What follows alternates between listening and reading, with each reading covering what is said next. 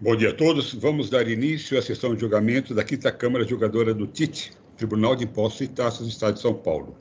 Sessão do dia 29 de março de 2023. Vamos analisar inicialmente o processo de número 41.45.553. Trata-se de recurso misto, portanto, recurso ordinário e recurso de ofício, em que a autuada é a Via Varejo, Sociedade Anônima. O relator desse processo é o Dr. Galderize Fernandes Teles. A pedido de sustentação oral, a patrona da empresa está presente para realizá-lo. Então, eu passo primeiramente a palavra ao Dr. Galderize para que ele apresente as acusações que tratam aí, e depois a gente abre, então, para a sustentação oral. Bom dia, presidente, aos demais presentes aqui.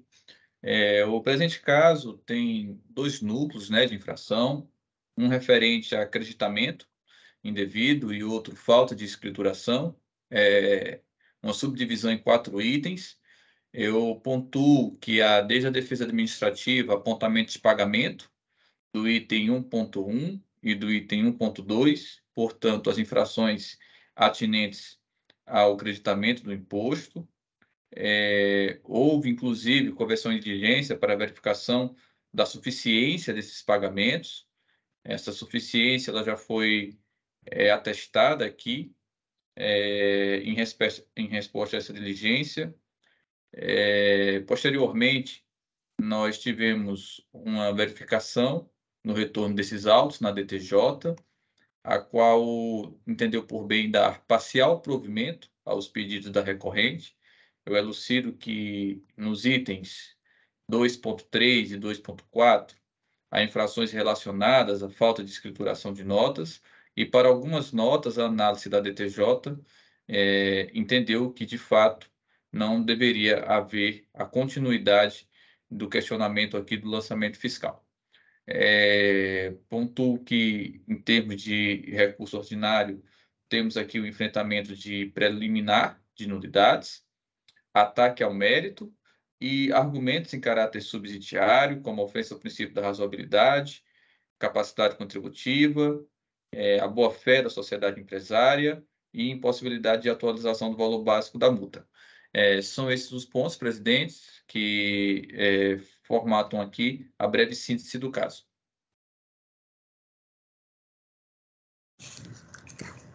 Muito bem, obrigado, doutor Galderize. Eu convido, então, a doutora Dayana Rosso Martins para realizar a sustentação oral. Doutora, fique à vontade, ela tem 15 minutos.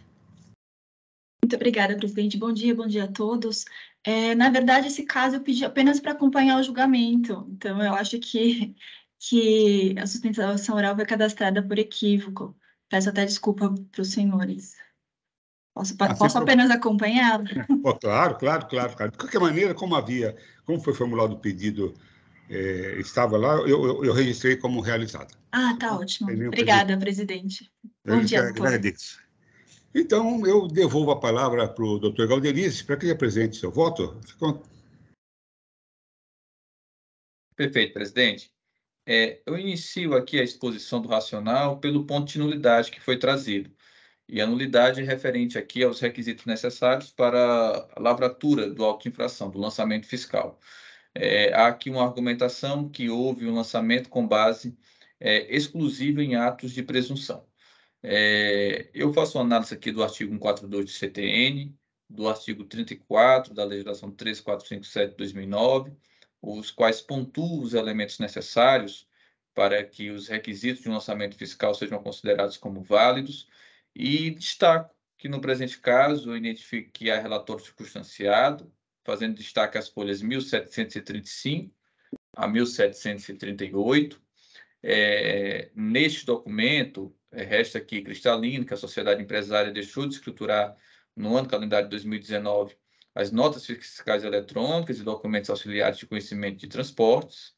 Destaco ainda que o FR acostou aqui no lançamento fiscal, em folhas 1735, mais de 1.700 páginas de demonstrativos e documentos que corroboram ali com a ocorrência do fato gerador. indicados nos itens que permanecem no presente caso, que é o item 2.3 e o item 2.4. De maneira que a defesa que apresenta essa argumentação de presunção não traz aqui nenhum tipo de elemento concreto a um prejuízo de cerceamento de defesa, a pontos que, de fato, me levassem a caracterizar essa nulidade que foi apontada por ser um ato presuntivo. Então, ao meu sentir, há pontos aqui suficientes para validade, ainda que em termos de possibilidade de refutação, como acontece no contencioso administrativo, mas eu não acato aqui o argumento de nulidade. Partindo para o mérito, eu faço aqui uma subdivisão, trazendo o item A e o item B, tendo em vista que eu trago aqui uma passagem em relação ao que foi julgado de forma parcialmente procedente aqui, ainda em âmbito de DTJ. Eu pontuo que, nesse caso, inclusive, o trabalho da representação fiscal foi no sentido de reconhecer que o julgamento realizado e a análise de base documental, de fato, não merece reparo, de maneira que a exclusão de 8 notas fiscais específicas, e eu faço aqui o destaque das 8 notas que foram retiradas desse lançamento fiscal, devem permanecer. Então, temos a própria manifestação da representação fiscal ratificando, né, o entendimento da DTJ. Então, nesse sentido, eu não conheço da parte do recurso de ofício, mas destaco aqui o trabalho e a manifestação que foi feita, conheço, mas não é provimento, em relação à própria manifestação fiscal. Resta, então, a parte referente às demais notas, né? Isso porque nós estamos diante de um quadro de 1.264 operações efetuadas, né? E o caráter documental trazido em sede de julgamento de primeira instância, analisado inclusive pela manifestação fiscal, reconheceu aí a retirada de 8. Então, trago que nesse sentido, houve apenas, por parte aqui da defesa, a inserção como meio probatório do livro de registro de entradas. Eu destaco mais uma vez que nós estamos diante de operações de não escrituração. E não houve a identificação de notas fiscais, chave ou reingresso das demais operações. Eu destaco, inclusive, que há um pedido de conversão em diligência para que se verifique aí, de fato, a consistência, né, da falta de mais de 1.264 elementos aqui de operações, mas até pelo que foi analisado em sede de argumento de nulidade, o que foi trazido em sede de relatório circunstanciado e pela carência probatória da defesa, que se apresenta muitas vezes genéricas, refutando muito mais um caráter de presunção, eu não identifico elementos que me levassem a entender por uma conversão em diligência. Destaco aqui em passagem final desse item que a recorrente, em sede de cumprimento de fiscalização, apresentou uma planilha na qual inseriu no campo informações de contribuinte, registro de não localização da escrituração, que deveria ter sido realizada, e as informações de algumas escriturações que foram realizadas extemporaneamente. Portanto, não me parece haver nenhum tipo de requisito e de elemento probatório que me conduza ao afastamento das demais operações, totalizando aqui 1.264 operações efetuadas. Enfrentando agora os argumentos subsidiários, o inicial é a inserção da boa-fé, né? Eu faço destaque que esse elemento da boa-fé é muitas vezes trazido em situações de creditamento indevido. Os 2 itens não refletem essa materialidade, estamos diante de outra materialidade. Materialidade, para mim, de cunho objetivo, falta de escrituração, ou se tem escrituração ou não tem escrituração, impossibilidade lógica da lei de terceiro excluído. Portanto, eu não vejo a subsunção aqui da aplicação da súmula 509, me parecendo muito mais adequado à disposição do 136 do CTN, quando trata de infrações de caráter objetivo. Ainda fazendo aqui a análise de argumentos subsidiários, temos aqui ao apontamento da proporcionalidade, desrazoabilidade do ponto da multa que foi aplicado, né? E até identifico que há aqui um parecer e uma manifestação no sentido da aplicação da nova súmula 10 de 2017, em que pese, de fato, nós temos esse bom trabalho feito pela representação fiscal de solicitar já essa aplicação, para não termos aqui a discussão se é de ofício, se não é de ofício. Em meu sentido, sempre eu deixo claro, se tem uma súmula e eu não posso aplicar no tribunal, me parece que a nossa atividade fica esvaziada. Mas, para que não cheguemos aqui a esse ponto, os fatos geradores do presente caso estão circunscritos ao lapso temporal 2019. Portanto, já com a aplicação atualizada, me parece que a partir de julho de 2017 os fatos geradores já vinham com essa aplicação. Não vejo aqui guarida para a aplicação da nova súmula, tendo em vista que não há esse tipo de necessidade de correção. Por essas razões, presidente, tentando aqui fazer um resumo do que foi apresentado aqui no voto, ao conhecimento tanto do recurso de ofício como do recurso ordinário, e na situação do mérito, o não provimento, de maneira a se manter de forma integral aquele decision que já foi estabelecido em âmbito de DTJ, tá bem? Nesses termos que o voto foi registrado, presidente, eu fico aqui à disposição de todos os colegas.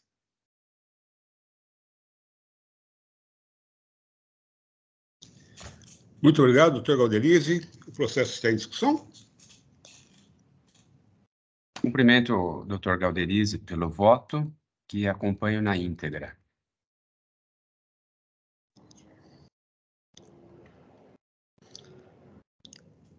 A representação fiscal não tem nada a acrescentar, apenas cumprimento o doutor Galderize, e nós realmente concordamos aí com esse reconhecimento dessas notas pelo próprio fiscal atuante, pelo não provimento do recurso de ofício. Muito bem. Então, não havendo outras manifestações, eu peço aos juízes que confirmem a presença para a verificação do quórum de votação.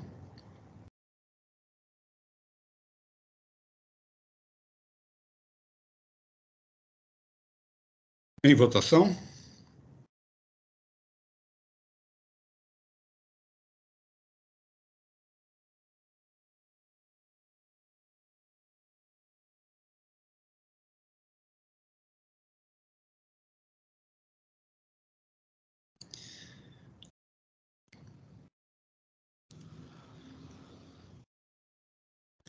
Muito bem, então, por unanimidade,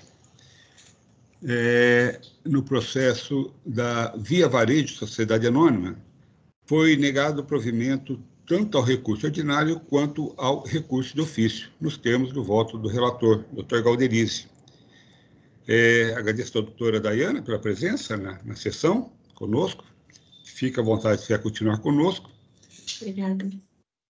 Não. Bom dia a todos. Bom dia. Vamos analisar, então, agora o processo 40.17.499. Trata-se de um recurso de ofício em que a autuada é a Aromática Industrial Limitada. A relatora desse processo é a doutora Raquel Iazzi. Ela já apresentou o seu voto, dando provimento, negando provimento ao recurso de ofício, né? E eu, por ter um entendimento diferente, eu pedi vista desse processo. Está presente para acompanhar o julgamento a doutora Bruna, que é a patrona da empresa, que realizou a sustentação oral na sessão em que a doutora Raquel apresentou o seu voto. Né? Bom, só para... Presidente, eu queria também, se possível, ler a vista da representação fiscal. Certo, também foi uma vista dupla, na verdade. Foi também a representação, também tirou em... Só para lembrar, então, do caso aqui, né, a autuada, ela foi, o contribuinte foi autuado por remessa de mercadorias para áreas de livre comércio, né, na região norte lá do país, e a mercadoria que foi enviada, né, para quem se lembra do caso aí, que lembra, porque faz 15 dias, acho que nós vimos esse processo, né, são colônias, deocolônias que que são essas mercadorias. O artigo 5º do anexo 1 do RICMS, ele dá uma isenção para todos os produtos industrializados e semi-industrializados que remetem mercadorias para a Zona Franca, perdão, a Zona Franca é outro artigo, para as áreas de livre comércio, né? E excetua algumas mercadorias, né? E entre eles, perfume, né? E essa é a demanda aqui, né? Essa é a controvérsia nos autos, né? O contribuinte diz que seus produtos são desodorantes e o fisco desclassificou essa classificação, né? Dizendo que esses produtos estão no âmbito são perfumes, né? Basicamente é essa discussão que está aqui nos autos. Lembrando que esse aí ele tinha 2 itens, né? Nós só está em discussão o item 1. O item 2 já está resolvido, né? Que esse processo já foi até a Câmara Superior e retornou e segue então só essa questão do item 1, que é essa falta de pagamento de imposto. A doutora Raquel apresentou seu voto, basicamente colocando, olha, esse é um produto que exige registro lá da Anvisa, e ela trouxe aqui os certificados de registro da Anvisa, as folhas tais e tal, por isso ela manteve a decisão de primeiro grau, né, cancelando aí, né? Muito bem, então esse é o cenário, né, um relatório. Aqui, pela ordem do sistema, a representação pediu vista, então a primeira leitura aqui é da vista da representação, e depois eu apresento o meu voto. Então, doutora Maria Cláudia, fique à vontade, pode apresentar. Muito obrigada.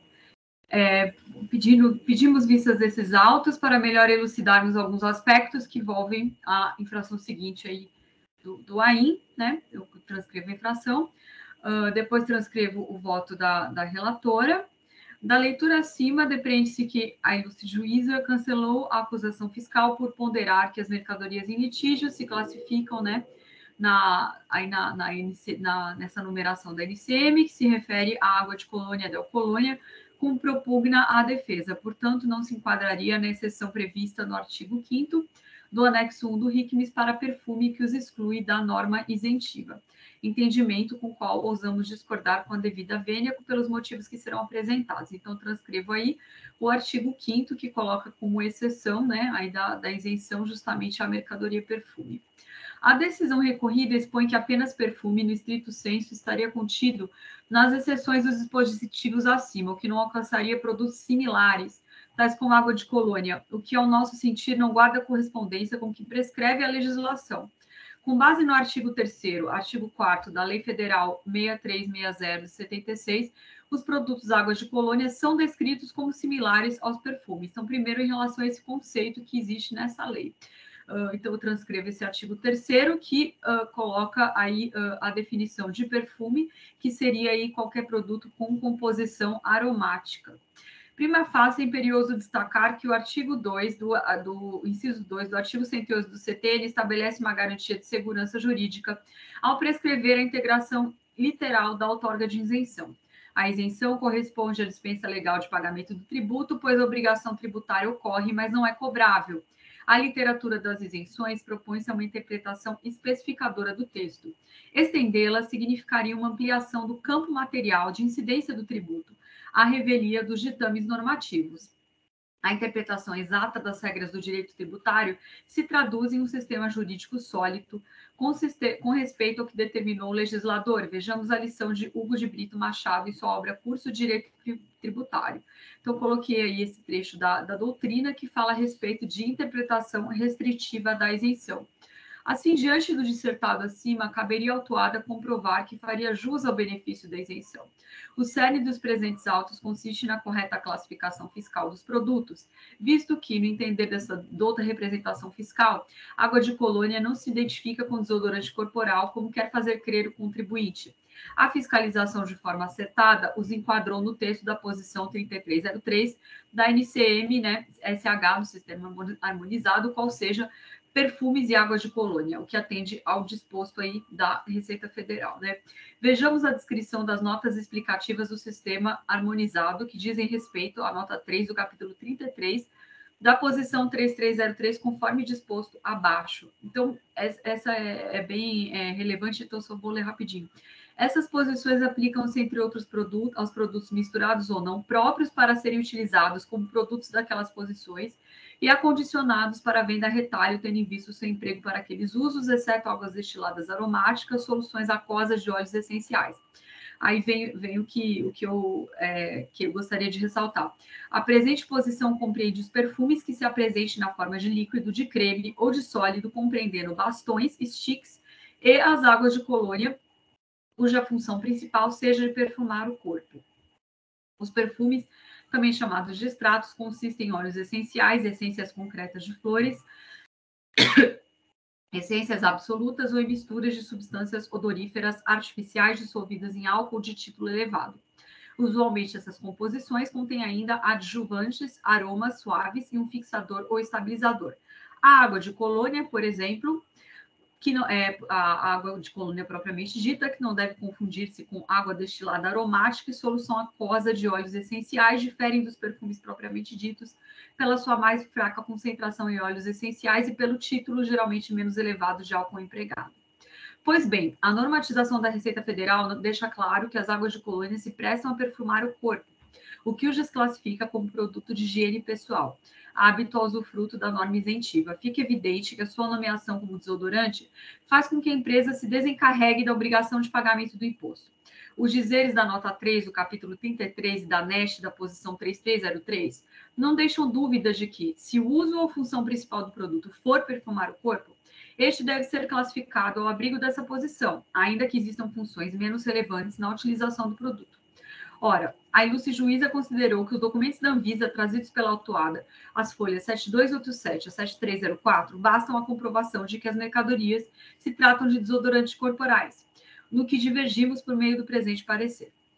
Este órgão não se sobrepõe à competência da Receita Federal, uma vez que não possui ingerência em âmbito tributário. Isso porque a Anvisa não é dotada de competência tangente à classificação de mercadorias para fins de fiscalização do pagamento de tributos. O CARF já se manifestou nesse sentido em várias decisões de processos similares que questionam a alíquota de IPI sobre produtos classificados erroneamente pelo contribuinte como desodorante corporal. E aí eu coloquei um acórdão, né, de 2021, um julgamento da Avon, né, que é bastante similar, em que eu friso o trecho que diz: a posição de órgãos técnicos como a Anvisa podem ser consideradas como subsídios, mas a definição quanto à classificação adequada fica sempre a cargo da correta aplicação das regras gerais e complementares de interpretação do sistema harmonizado e da NEST. Com efeito, a competência da Receita Federal para reclassificar mercadorias se encontra em diversos dispositivos legais, enfeixados no livro 7 do Regulamento Aduaneiro, Decreto 6759 de 2009, e em seu artigo 5644, artigo 504 do regulamento anterior. Ademais, é de se ressaltar que não consta nos autos parecer técnico da Anvisa, que ateste a composição dos produtos. As tabelas, apensas, as folhas 7280 a 7283, constituem documentos de produção unilateral da empresa, sem qualquer certificação da Anvisa. Os formulários, as folhas 7287 a 7304, constituem formulários de petição, que apenas enquadram o grupo de produto em desodorante de colônia, o que nos leva à conclusão de que nem sequer ainda é uma classificação definitiva. Ao invés do que discorre o voto e as petições da autuada, a autoridade fiscal não corroborou com o seu argumento de que o seu produto se classifica em desodorante. E também destacou em sua análise, nas folhas 11.2226, o fato de que os documentos juntados são petições eletrônicas e não registros. Então, eu coloquei aqui que o fiscal já havia levantado essa questão, de que esses documentos são petições e não o registro propriamente dito. Nessa atuada, infere-se que tais documentos anexos, mesmo que se reputasse a competência da Anvisa para categorizar as mercadorias, não se prestariam para legitimar a classificação dos produtos como água de colônia da Alcolônia na posição 3307-2010, como o contribuinte o fez. Repise-se, não existe laudo de análise da composição dos produtos, mas tão somente as petições eletrônicas e as tabelas elaboradas pela própria empresa em seu favor. A3. De mais a mais, decidir a favor da autuada seria desrespeitar o princípio da seletividade, pelo qual o ICMS se pauta, e que se encontra incerto na Constituição Federal.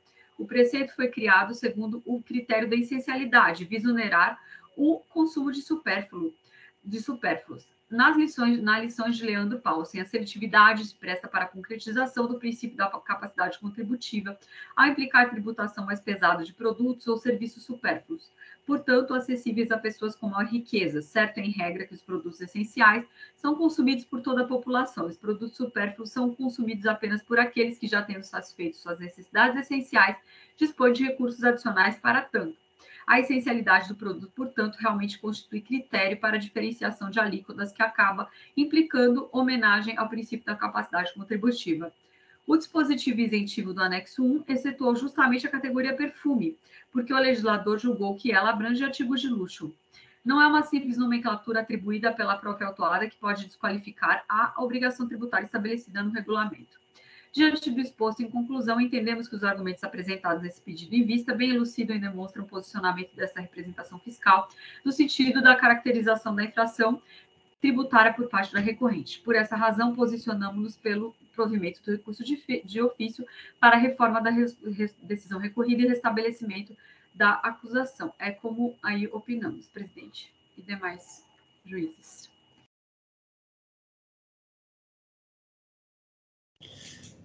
Obrigado, doutora Maria Cláudia. Antes de eu ler o meu voto, eu tenho uma questão aqui que nós já conversamos aqui quando da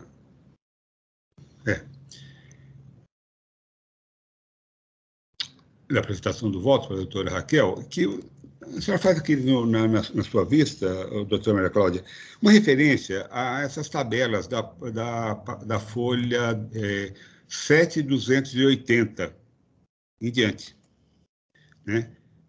E eu não entendi bem, porque essas tabelas se referem ao item 2 do AIM, ou seja, que não está em discussão. Então, não entendi bem em que essas tabelas aqui iriam... Até só mencionei por serem tabelas que colocam aí esse percentual, mas tá. Mas que, desculpe interromper, é que não se refere ao item, tá bom.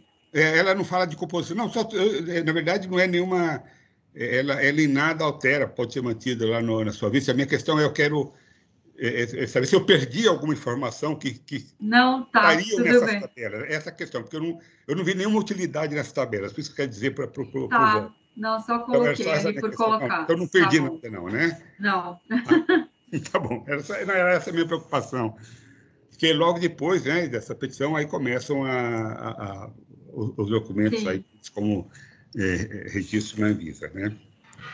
Então, tá certo. Vamos lá. Então, agradeço à doutora Maria Cláudia pela apresentação. E eu vou passar, então, a leitura do meu voto. Ou até, didaticamente, se alguém tem alguma dúvida que queira, já, como eu fiz, já tirar alguma dúvida com a doutora Maria Cláudia, também pode fazê-lo agora. Então, eu vou passar a leitura do meu voto, que... Lembram, o motivo por que eu peguei esse processo em vista é porque eu discordava do entendimento da doutora Raquel de que caberia ao fisco comprovar que aqueles produtos eram perfumes, né? E eu tenho um entendimento diferente, né? Meu entendimento é que quem aplicou a norma é que tem que... a norma tributária na operação é que tem que comprová-la, né? Que ela se adequa à norma, né? Mas naquele momento eu havia colocado, olha, por outro lado, se o contribuinte comprovou, né, essa adequação, a minha discordância vai ser só nesse ponto e eu vou acompanhar lá ao final pelo desprovimento do recurso de ofício, né? Por isso que, né, vai sair 2 vezes. E da análise que eu fiz, na verdade, o meu entendimento das provas é no caminho do que a representação fiscal colocou, né? Então, vou aqui ler o meu voto, vocês já tiveram acesso a ele, mas, como a doutora Bruna está presente, vai acompanhar também o julgamento, eu vou ler aqui, não é muito longo o voto.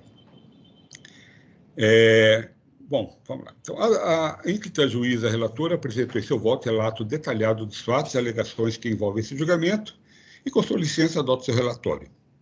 Pedi vistas desses autos para analisar mais detidamente as provas carreadas aos autos pela autuada e apresentar conclusão distinta daquela alcançada pela douta relatora.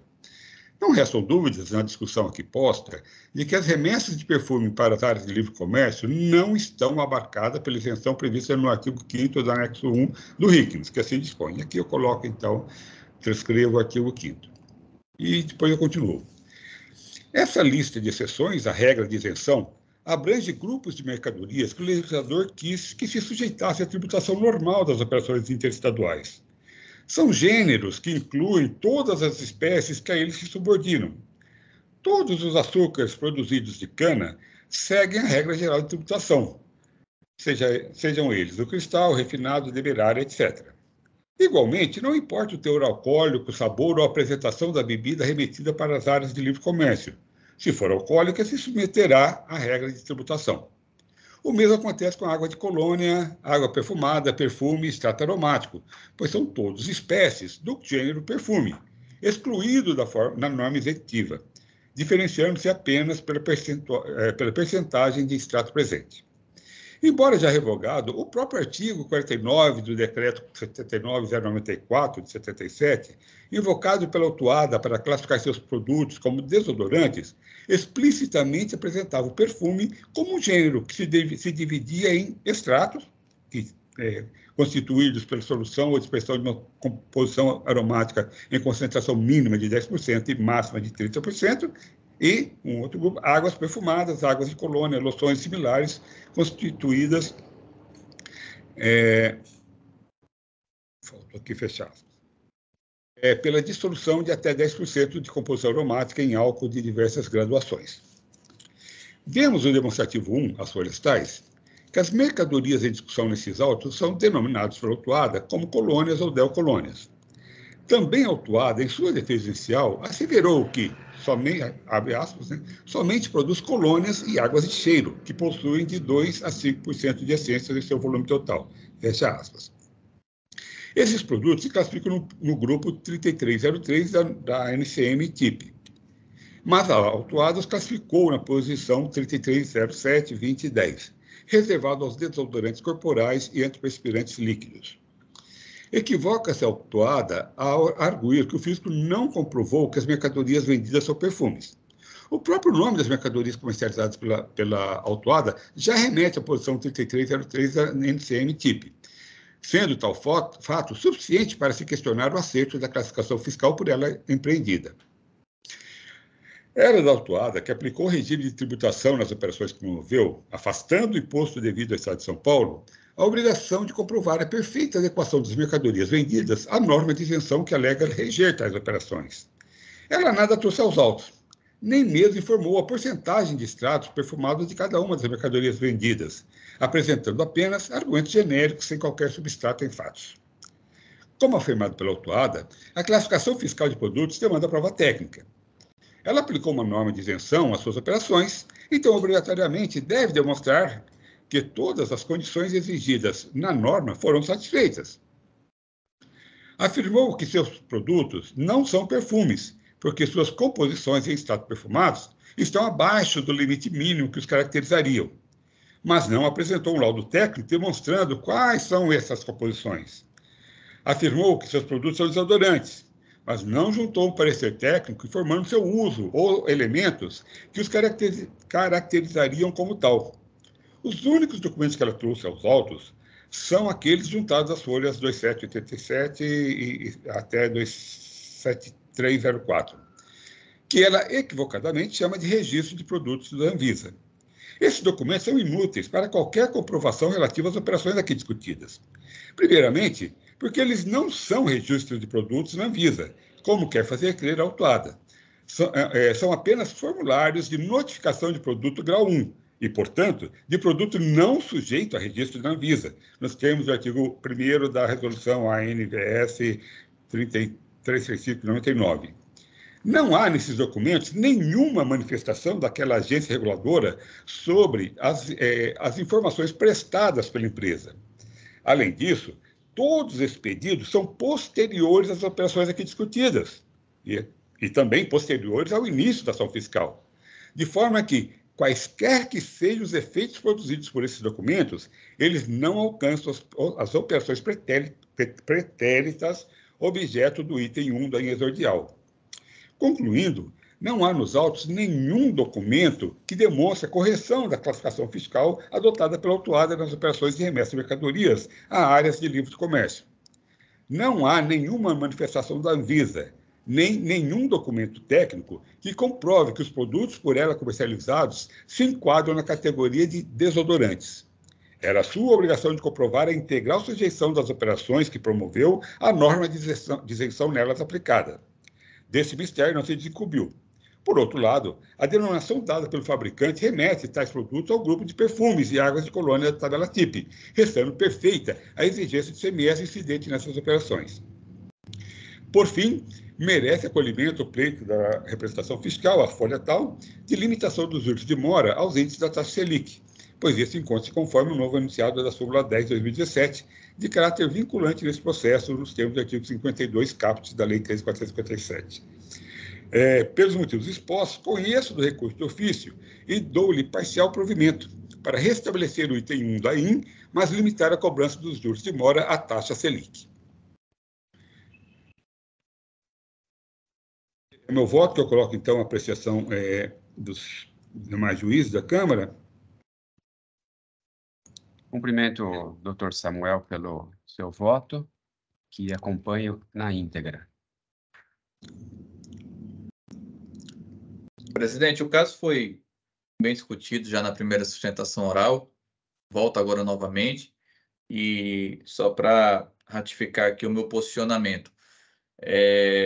De fato, o fisco ele tem a incumbência de realizar elemento probatório. Lançamento fiscal sem elemento probatório padece aí de um requisito formal necessário à sua validade. No presente caso, não é que inexistem elementos, é que os elementos estão sendo questionados. E o contribuinte trouxe aqui uma argumentação que eu acompanho, inclusive nesse sentido, me parece que o presidente também no mesmo racional, que precisa de prova técnica, né? Seja para consequência de ter norma isentiva ou não, a gente precisa de uma prova técnica. E o grande ponto que ficamos aqui em debate é se o que foi trazido pelo contribuinte era suficiente, né, para demonstrarmos ali uma prova técnica capaz de aplicar a norma isentiva. E quando a discussão começou pela competência da Anvisa, me parecia não ser suficiente para afastar as argumentações trazidas pelo contribuinte. Só que nós temos um ponto, além da competência da Anvisa. Nós temos um ponto que a própria situação trazida pela Anvisa não é elemento conclusivo. A partir do momento que nós temos algumas fichas, alguns pontos indiciários, e não uma situação mais robusta.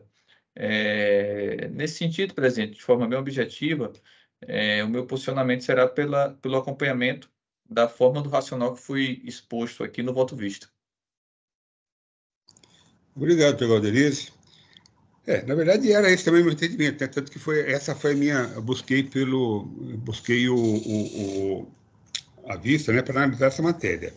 E, na verdade, acabou dando muito trabalho, porque eu tive que entrar lá na Anvisa para entender exatamente o que é esse formulário, né? Na verdade, né, que foi trazido aí. Na verdade, não avancei, porque para mim já, tal como analisado, é o suficiente, e disso que eu analisei, eu tenho certeza. É aí que entra naquelas questões muito do dia a dia, ou seja, qual que é o procedimento, né? Até li qual que é o procedimento, né? Então,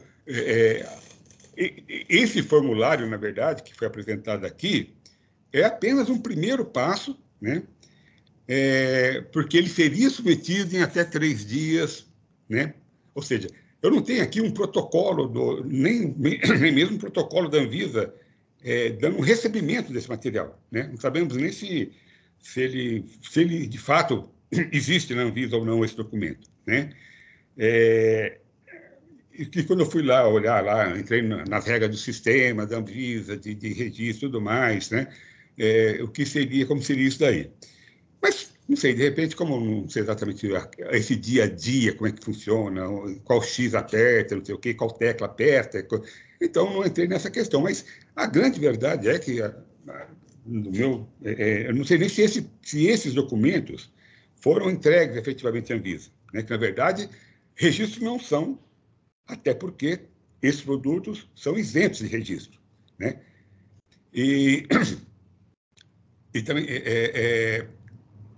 perdão, ela depois fala, não, mas olha, apesar de não ser sujeito a registro, que na verdade é isso, na verdade, apesar de não ser, isso não exime o fabricante de ter toda aquela documentação, do laudo técnico e tudo mais, né? Num primeiro momento, lá em 99, lá em 2000 e pouco, né, que essa resolução aí, ela se desdobrou depois em sucessivas outros documentos, atos, né, o RDC lá, que vai colocando isso. Então, quando nós chegamos aí no ano de 2018, mais ou menos, que acho que é isso, né, que é 2013, alguma coisa assim, que são 2012, são esses documentos, que lá no início, sim, ele tinha que ele só comunicava, né? Então, como era produto do grau 1, ele só realmente comunica, mas ele comunicava, mas juntando uma documentação, inclusive laudo técnico, falando da composição, atestando que não tem nenhum daqueles produtos que jogaria para o grau 2, né? Que aí exigiria registro e tudo mais, né? De maneira que acho que em 2000, como, né, aqui na Fazenda também é assim, né, o que era no início do ano 2000 certamente não é mais agora. Então, muita coisa que o contribuinte tinha que grampear, montar um processo, pasta verde e trazer para o fisco, hoje é o seguinte, olha, até mesmo arquivos eletrônicos que nós temos aqui, o contribuinte tem a obrigação de fazer, né, e manter esses arquivos. E nunca apresentar, vai apresentar quando o fisco pedir, né?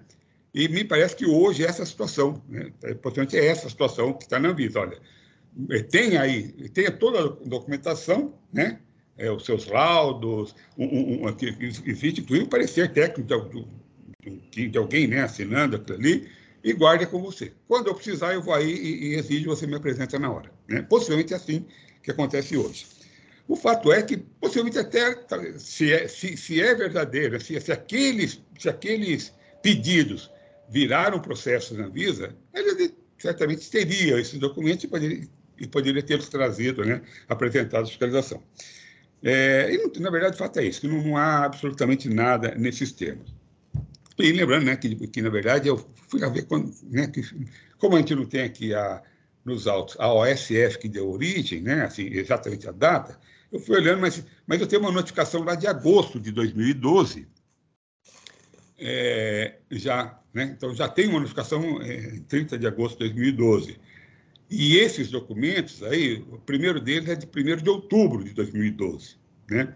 Então, acho que foi assim, peraí, a hora que eles viram, não tinha nada, a hora que eles viram, vamos lá, vamos fazer. Então na verdade, ficou uma situação meio estranha. Né?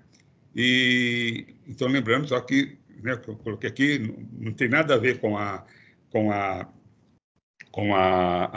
espontaneidade, né, para a solução do problema, não é esse o argumento, por isso até coloquei entre parênteses o fato de que os documentos foram produzidos depois do início da ação fiscal, que é um fato irrelevante, o fato é que, fosse quando fosse, né, o fato é que eles foram produzidos muito depois, mais de um ano depois das operações aqui, de maneira que, quaisquer que sejam os seus efeitos, positivos ou negativos, não alcançam aquelas operações.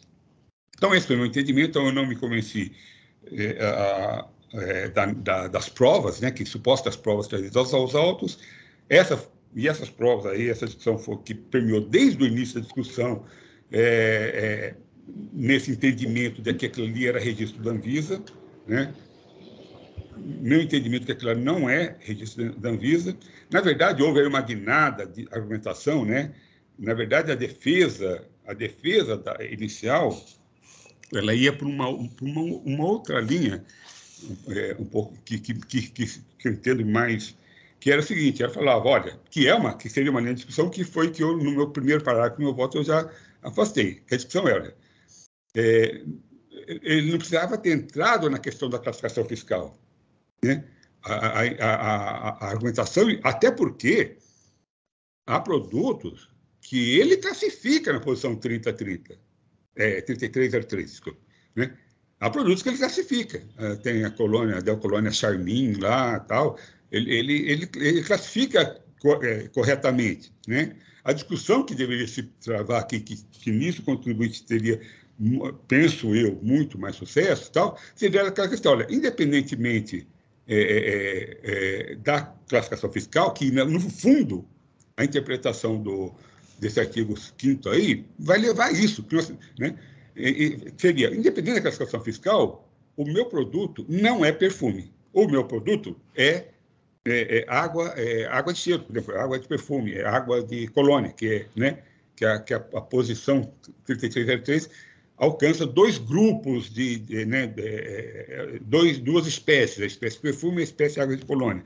Então, se tivesse ido por aí, seria uma outra. Mas a questão é que eu não desenvolvi um raciocínio nesse sentido, porque, para me limitar um pouco, também a discussão presente nos autos, que não há a interpretação do artigo 5º não nos remete a uma tabela TIP, entendeu? Que, por exemplo, eu tenho lá a questão de fumo. Fumo é uma das mercadorias que não pode ser, que não tem isenção. E eu não tenho uma posição de fumo na tabela TIP, né? Eu tenho posição de cigarro, tenho posição de charuto, mas o fumo, né? Então, lamentavelmente, né, o legislador, quando faz, ele fez o artigo daquela maneira. O que me escolhe, não, ali ele não está falando eu não estou falando da especificidade da tabela TIP, né? Mas sim, eu estou falando de produtos que estão no mercado aí com seus nomes, né? Do que estão no mercado, independentemente da classificação. E dentro dessa lógica, se eu for por essa colocação, você entra numa outra lógica. Então, quer dizer que desodorantes também, né? Que a linha de discussão, então, eu fui coerente com os recursos e as contrarrazões de recursos, né?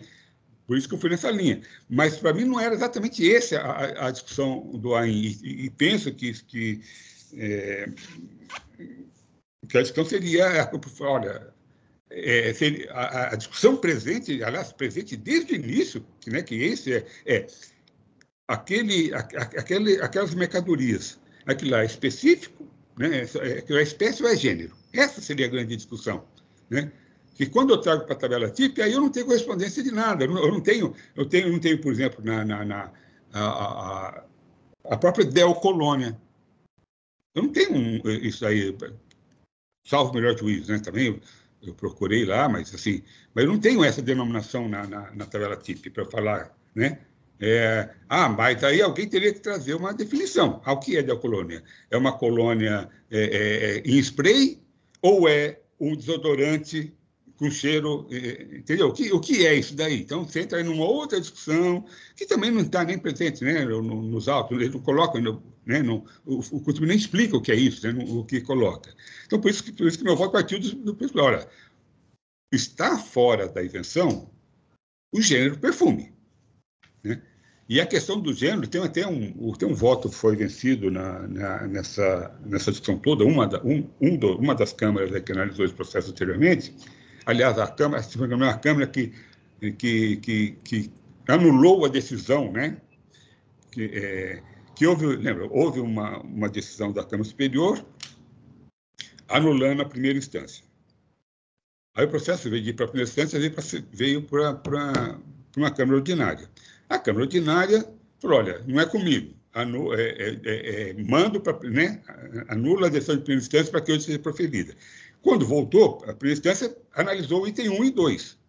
Quando caiu na segunda instância, de novo, houve um primeiro voto, né, analisando o mérito, e um segundo voto falando, não, peraí, não, volta de novo, porque não é isso, anulou de novo. Mas esse voto, ele tem uma coisa interessante, que ele chegaria pela mesma, né, ele faz um outro raciocínio um pouco mais complexo, que chega à mesma conclusão de que esse artigo 5º está falando de gênero e não de espécie. Né? Qual que é o raciocínio dele? Olha, seguinte, a isenção tem que ser interpretada literalmente. A isenção. Mas aqui ele está falando de uma exceção da isenção. Né? Ele fala assim, olha, a regra geral é tributar todas as mercadorias. Qual é a exceção da regra geral? A isenção. Né? O que a norma, o que essa norma está fazendo? Essa norma está estabelecendo uma exceção da isenção, que é uma exceção. Então, a exceção da exceção traz a discussão para a regra geral, que é a regra geral de tributação. Como eu já tenho uma regra geral de tributação tributando todos esses produtos, né? Então, ele está falando, então, é o seguinte, ó, a isenção ela é específica, mas a tributação ela é genérica, né? É gênero. Né? Então, foi bem interessante, mas para traduzir, né? Da maneira como ele colocou ali, foi muito matemático, tal, não gostei muito, e para eu refazer todo esse raciocínio também seria um pouco complicado também, e também, de novo, né, não iria acrescentar muita coisa, a não ser um exercício aí jurídico para o caso. Né? E eu sempre evito, né, esses exercícios em voto, porque cada palavra que você coloca no voto é uma nova discussão, que você abre uma nova frente de discussão. Né? E, às vezes, o processo fica girando aí em falso por anos, por algo que não tem muita relevância. Bom, desculpe aí delongar mais, o processo ainda está em discussão. Quem quiser se manifestar, por favor, esteja à vontade. Presidente, bom dia a todos novamente. Bom dia, Raquel. Bom, primeiramente eu gostaria de parabenizá-lo pelo voto, realmente ficou primoroso, o senhor se dedicou aí às questões antes não desnudadas no processo, que é a própria forma de registro desses itens teocolônias na Anvisa, não é? O meu voto foi pensado dando um valor a esta prova diferente do seu entendimento em relação ao que estes documentos de folha 7.200 podem provar. E aí, ouvindo atentamente o seu voto, todas essas questões deles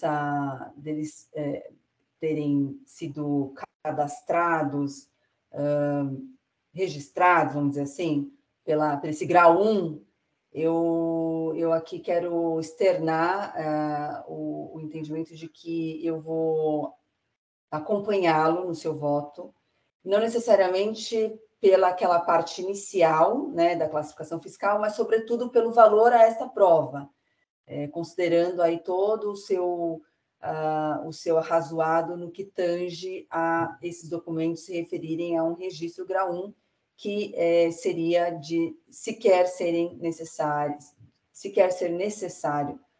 o registro na Anvisa, tá, presidente? Então, parabenizo pelo voto, pela profundidade dessas questões envolvendo o registro dessas mercadorias na Anvisa.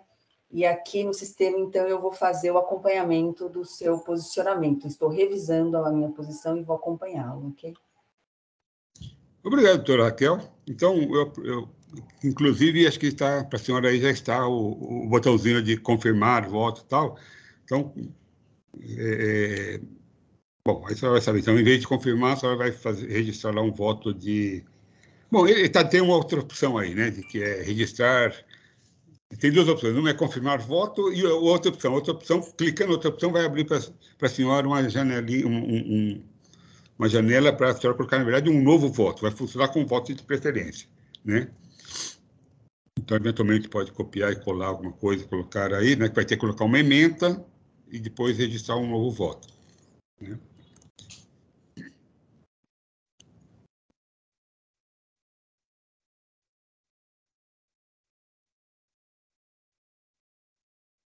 Já está em andamento.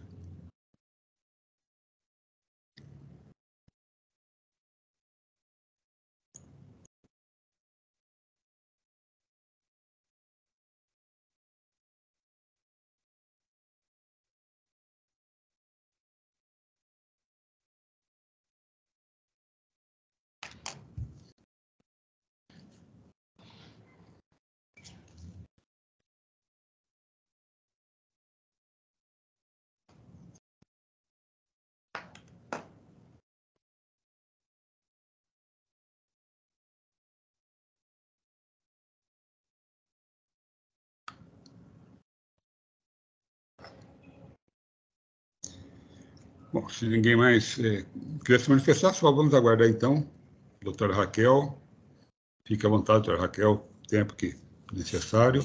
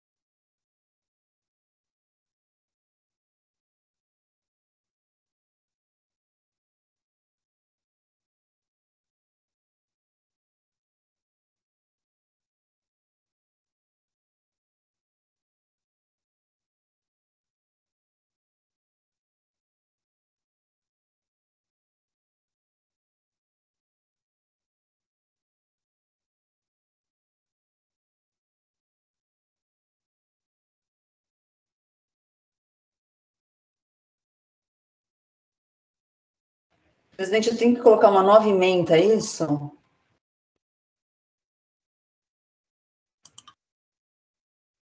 Sim, Feria.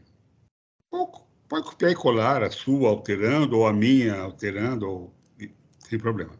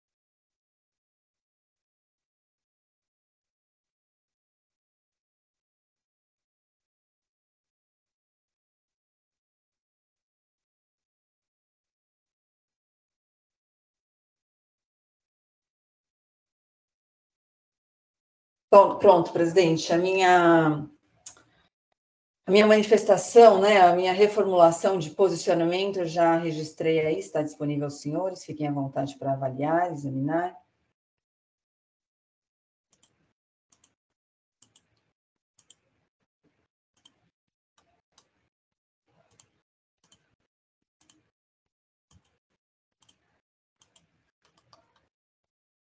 Doutora Raquel, eu vou pedir só duas coisas. Que a senhora leia, apenas um parágrafo, que leia a sua manifestação, e eu vou colocar para editar de novo. Eu pediria a senhora que aumente o tamanho da letra, tá bom? Porque ficou um bom tamanho a ementa, né, que a copiou colou, mas o texto ficou bem tem que pequeno. pensar em nós, né, idosos, aí, que a gente já precisa, a gente tem que começar a ficar Tá certo, muito presidente. perto. Pode liberar novamente, por gentileza, que eu faço aqui o ajuste. Já está habilitado para edição.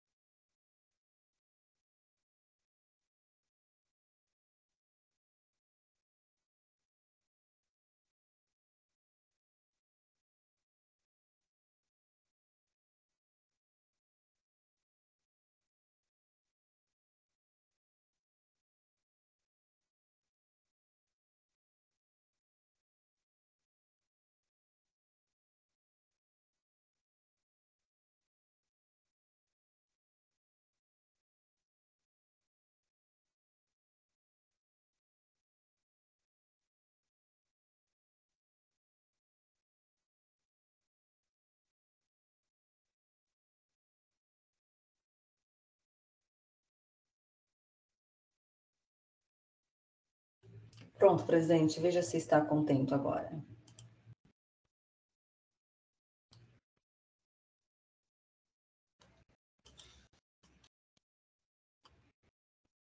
Está ótimo, até eu consigo ler agora.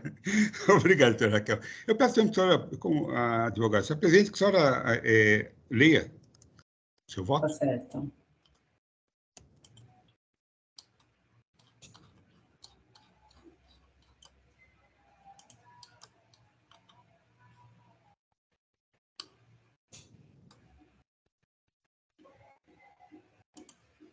Presidente, mas o meu voto de preferência, né, o que seria voto de preferência, não aparece agora aqui para mim?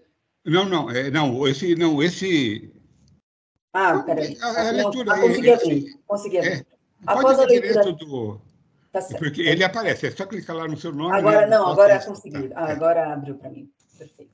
Após a leitura atenta do primoroso voto do ilustre presidente, juiz com vista, notadamente no tocante ao procedimento de registro de mercadorias perante a Anvisa, e, consequentemente, quanto à ausência de força probante dos documentos de folha 7.287 e 7.304, posto não constituírem registros propriamente dito, mas retratarem apenas a notificação de produto grau 1, reformulo o meu entendimento e acompanho o voto do ilustre juiz, Dr. Samuel de Oliveira Magro.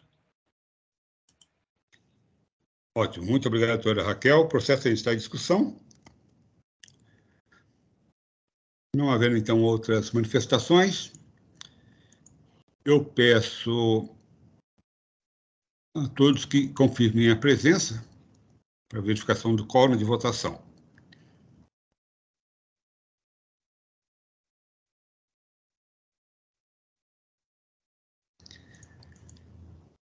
Em votação.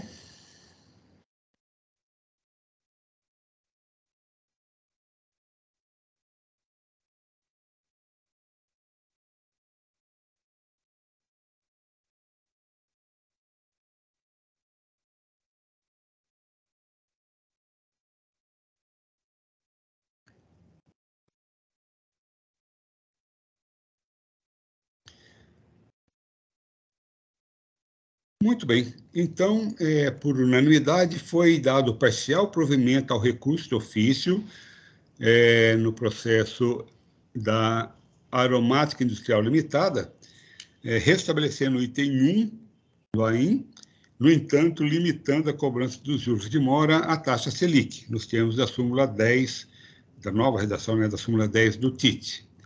Agradeço a doutora Bruna pela presença, participação na sessão, acompanhando a votação. E, com isso, com esse processo, nós encerramos a pauta de hoje, né?